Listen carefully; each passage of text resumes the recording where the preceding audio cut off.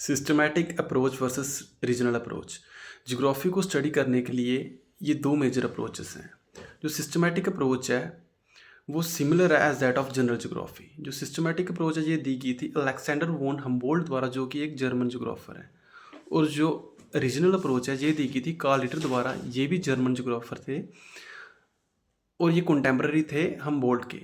मतलब इन दोनों का टाइम ड्यूरेशन सेम था। सिस्टमैटिक अप्रोच में हम चीज़ों को पढ़ते हैं एट द वर्ल्ड लेवल, और वहीं पे रीजनल अप्रोच में क्या होता है, हम वर्ल्ड को डिवाइड करते हैं इनटू रीजन्स। वो रीजन्स नेचुरल रीजन्स भी हो सकते हैं, पॉलिटिकल रीजन्स भी हो सकते हैं, या फिर डेजिग्नेटेड रीजन्स हो सकते हैं as our objective of study. मतलब क्या है कि सिस्टमैटिक अप्रोच में क्या होगा, हम कोई भी फिनोमिना लेंगे उसको एट द वर्ल्ड लेवल पढ़ेंगे, और वहीं पे रीजनल अप्रोच में हम क्या करेंगे, एक पर्टिकुलर रीजन सेलेक्ट करेंगे, उसके अंदर जितने भी ज्योग्राफिकल फिनोमिनास हो रहे हैं उन सभी को हम स्टडी करेंगे। फॉर एग्जांपल मान लो हमें नेचुरल वेजिटेशन के बारे में पढ़ना है थ्रू सिस्टमैटिक अप्रोच, तो हम क्या करेंगे, नेचुरल वेजिटेशन को पढ़ेंगे एट द वर्ल्ड लेवल।